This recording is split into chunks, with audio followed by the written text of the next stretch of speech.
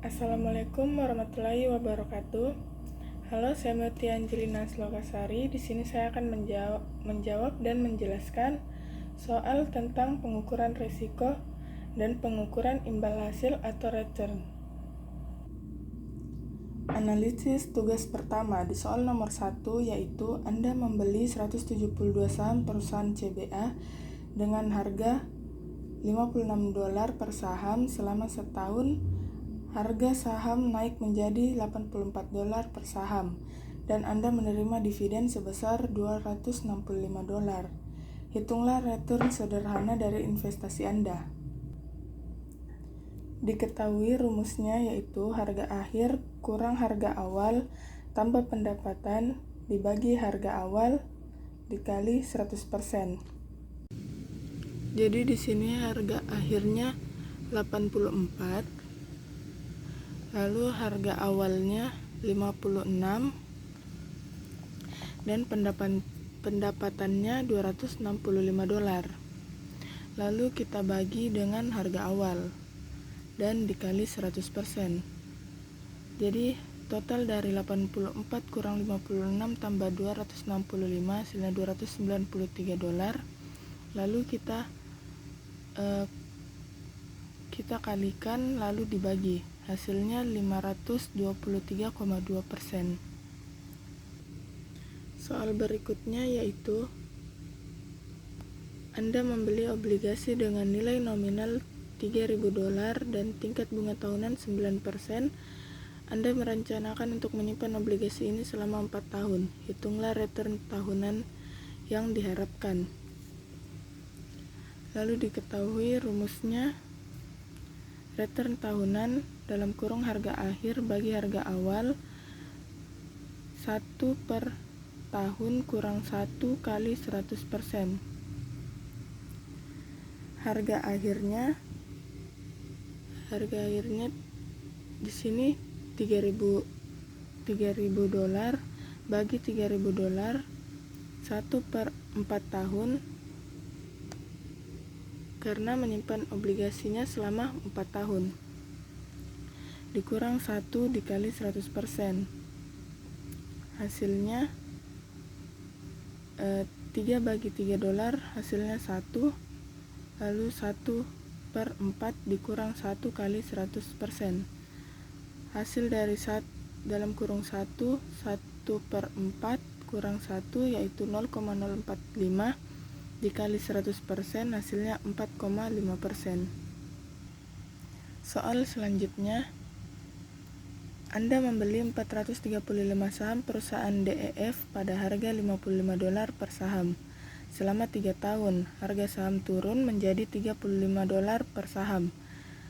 Dan Anda menerima dividen total sebesar $800. Hitunglah return terkumulatif dari investasi Anda. Diketahui rumus return terkumulatif yaitu harga akhir kurang harga awal tambah pendapatan bagi harga awal dikali 100%. Di sini harga akhir $35.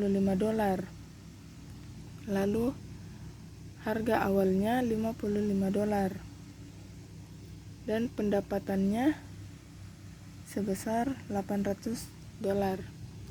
Lalu kita bagi dengan harga awal dan dikalikan 100%. $35 kurang $55 tambah $800 hasilnya $780. Lalu kita bagi dengan 55 dikalikan 100% hasilnya 1418%. Dan soal yang terakhir adalah Anda membeli 1.500 saham perusahaan ABC pada harga $150 per saham. Setelah 6 bulan, Anda menjual saham tersebut dengan harga $110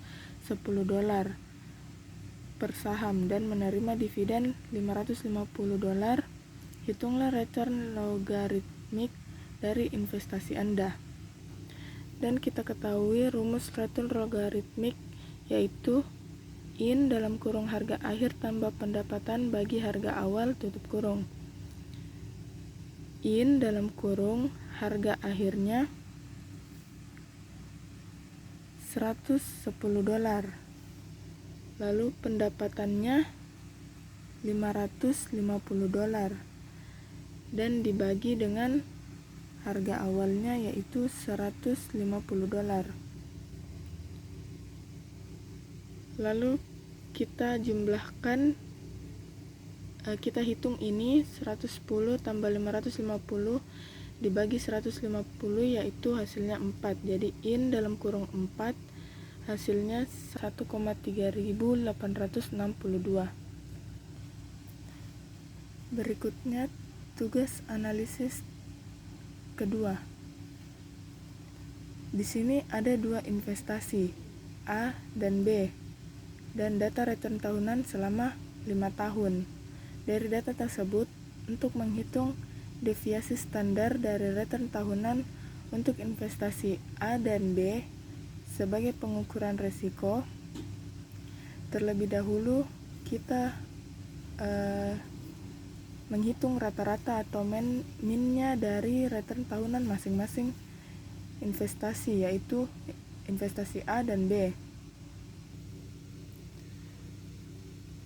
Lalu untuk memasukkan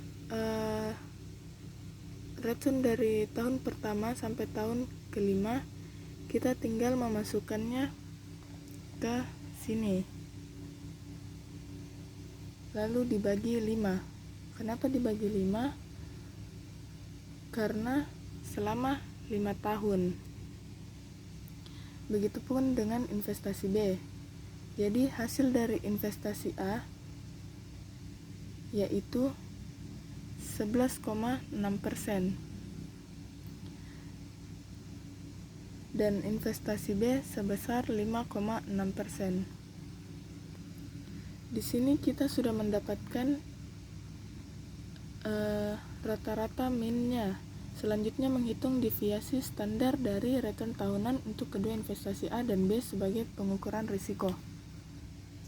Jadi rata-rata min yang ada di investasi A akan dikurangi dengan hasil dari investasi tersebut, seperti 17% dikurang 11,6% pangkat 2, dan begitu pun seterusnya, lalu dibagi 5, hasilnya 8,78%. Begitupun dengan investasi B, rata-rata minnya akan dikurangi dengan hasilnya, lalu di pangkat 2, begitupun seterusnya, lalu dibagi 5, hasilnya 3,38%. Kesimpulannya, jadi tingkat deviasi standar investasi A lebih tinggi